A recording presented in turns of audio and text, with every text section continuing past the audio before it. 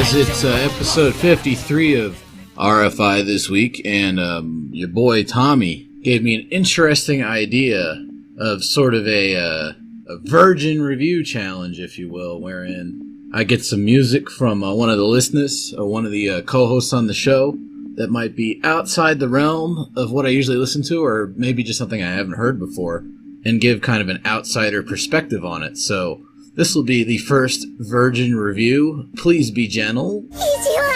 But before all that, I'm going to have to go off on something that pissed me off this week. So earlier I had said that I don't always agree with Nicholas Vadias, but he's a good writer over on the deathmetal.org there. That's Brett Stevens' metal website. One of a network of websites he's had that's kind of disintegrated. He basically just does deathmetal.org and america.org right now. I got to retract my recommendation on reading his shit because he really fucking pissed me off this week. Because he did this thing where it's sadistic metal reviews death metal underground eradicates perennial NSBM losers militant zone. So militant zone is the label that label out of Ukraine that puts out all the Peste Noire shit and all the Molot shit. And they've been having a lot of issues lately. I joked about them a couple episodes ago, where they got their Bandcamp shut down. They've got all their payment processors shut down, and your boy here is pretty upset because he's having a hard time getting the new Peste Noire album, even though I own all of the other ones, and they're my favorite band, and like my metal autism is off the charts here. I just want to fucking own this album. God damn it. And then it's 3 a.m. I'm on the ladder. This dude comes up and he's like, I'm like, yeah. So first off, I don't know why some ostensibly right-wing person is gloating over somebody getting their payment processor shut down. That seems kind of a dick move. But then again, deathmetal.org hasn't put out anything of terrible philosophical or political consequence in like the past 5 years or so fuck them. Whereas Peste Noire is actually doing a lot of good in the world. Nothing else, they've at least helped me make some gains, but apparently this famine guy, quote, represents all the worst French stereotypes imaginable. That's sort of the point, dude. You don't really understand the satire that's going on here. I've explained it in other shows. I'm not going to go into it again. Who made a career out of his first album that was essentially a well-executed Burzum ripoff, but with rock elements to make the whole much more digestible. Burzum ripoff? No, not really. There's really way more fucking La Légion Noire shit going on there, and a lot of Graveland that he doesn't even mention, even though he uses a Graveland video as the outro to this little article that he wrote. But yeah, much more digestible, whatever. The whole point of Peste Noire is it's supposed to be hard to digest and it's supposed to make you think. I wouldn't expect this guy to know that, because all fucking deathmetal.org ever does with any good new band is just say, oh, it's a Burzum ripoff, it's passable, blah, blah, blah, you have to listen to Serpent Ascending, because, like, oh, that's really fucking original, you fucking idiot, I hate these people right now. So later, I'm at the, and this girl comes up and she's all like, and I'm like, yeah. There's such an emphasis on pushing this notion of educated noble thugs willing to fight for their survival, though there is value in their philosophy. It comes across as being more of a mishmash of various black metal ideas without any particular direction, taking from Satanism, nationalism, elements of Nietzsche's writings, in what ends up being second-rate Varg Vikernes, so very unorthodox syntax on that sentence there. But apparently there is no further search for a truth beyond aesthetics, just like in the music. Ugh. I don't even know what these fucking NRX idiots want out of life anymore. Every time somebody tries to do something, they just shoot it down because it doesn't adhere to some sort of truth that they can never really fucking define. And when they do define it, there's no way to enact it outside of, I guess, getting some rich people on your side and they fucking make the problems all go away, and then we all live in some kind of Hoppian paradise with paganism, I guess, sort of. Or I don't even know what's going on with these people anymore. Every individual in this project has completely forgotten what makes black metal great and has allowed a set of values based on reality to be obscured by money and edgy low-grade neo-Nazism that is repackaged for any idiot to enjoy during the holiday period. The Norwegians already showed us how to portray nationalism, Satanism, bravery, nobility, etc. in music without resorting to making message music or hipster tactics of mishing together disparate musical elements to reproduce the failures of the past. So, standard deathmetal.org shit. The the only good bands are from fucking 1993 to 1996, and there's no point in playing black metal anymore because they already did it perfectly. So I guess the genre's dead now, and anybody that tries to do anything interesting is just mixing stuff together to create hipster music, you know, blah blah blah. What? I'm so tired of these fucking guys. I can't even. If you want to hear a good rebuttal to this article, just listen to the other things I've recorded about Peste Noire to know what they're about, why they flip genres occasionally. You know, I thought fucking whole Bret Stevens' thing was the utilization of the cut-up method of William S. Burroughs to get across the point of how modern life is unnecessarily chaotic and it needs to be straightened out, but whatever. I'm fine. This got me really angry, and I didn't feel like doing a whole episode on why this article's wrong. I'm not even gonna fucking think about it anymore. So without any further ado... Then I'm throwing dice in the alley. Officer Leroy comes up and he's like, "Hey, and I'm like, yep." So, Tommy, remember that guy? That Tommy guy, he sends me this album by Argyle Goolsby. Ooh. Who is Argyle Goolsby? He's the front man for the old horror punk band from the 90s, Blitzkid, who are great. They're sort of like a latter-day Misfits, but they're not as fucking, like, weird and lo-fi. Instead, they bring a high level of musicianship to the genre. But this new album, this new solo project from him, called Hollow Bodies, Chapter 1, is acoustic re-recordings of old Blitzkid and Argyle Goolsby songs.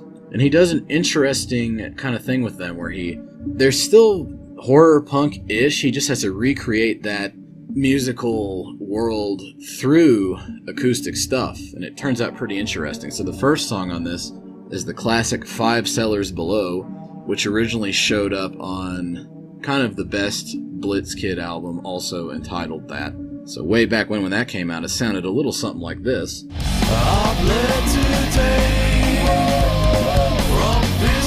So you hear the standard horror punk type shit with the whoa and all that, you know what I'm saying, YouTube. But really technical bass lines for this kind of music. And also the vocals are of a significantly higher caliber. And they're kind of doing an interesting thing where they have layered whisper screams and his crooning and the whoa backup vocals.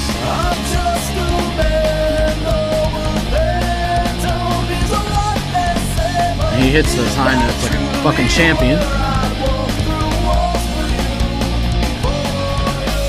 So how do you translate that kind of high energy shit into acoustic balladry?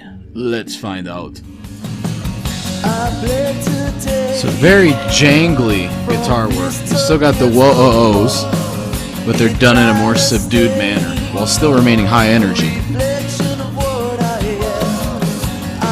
Very full and round bass tone coming through very clearly, by the way.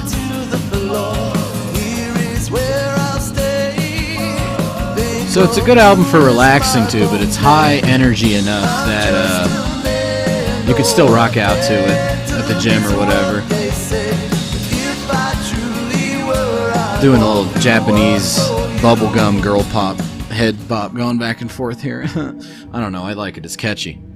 My favorite song on this one, however, is a little something called Washer at the Ford, which is a closing track and another re-recording of an older song. This time they took it from his solo project. So what drew me to this song initially was the title, because I'm like, Washer at the Ford, that seems to have some kind of mythic significance to it that I can't quite place. So I look it up on Wikipedia, and it turns out the washer at the ford is a female spirit in Scottish folklore, regarded as an omen of death and a messenger from the other world.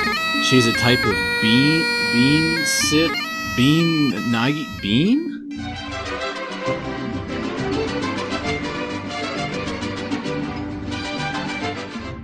Oh, it says it's anglicized as banshee. That makes sense. I can't pronounce Celtic words for shit. Sorry, Raph. But yeah, this song starts out with some very interesting acoustic guitar playing. Let's have a listen. So here's a little black metal trick. Little jangle the chord around, then hit the top 2 notes in descending order.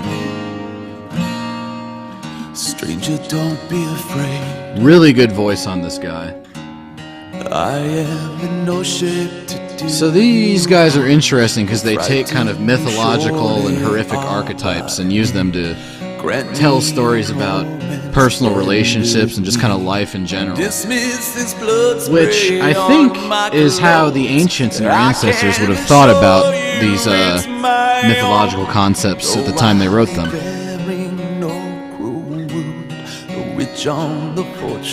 But yeah, I like the way he picks the individual notes out of the chords and then jangles them. It's something that reminds me a lot of Peste Noire, actually. I know that's going to fucking surprise you. But what happens when you need to pick up the intensity to punk levels after a little ballad intro like that? Well... She wailed as she washed, she laughed at the cross. I hastily patted across my chest. Very gone. And ruefully flung. These burgundy blood stains crossed my breast. Now we kick the drums in. We're getting ready to speed it up a bit. It's like campfire horror punk. I dig it.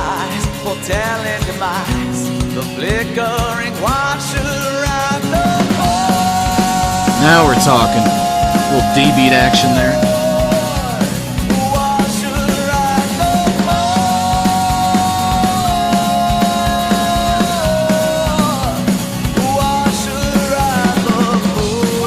Dig those backing vocals.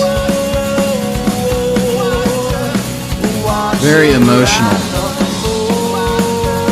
And in this case, they remind me of Peste Noire yet again, because Peste Noire will occasionally do these guerrilla live shows where they have to play everything unplugged, but still do the fast parts from their songs, and it comes out sounding a little something like this.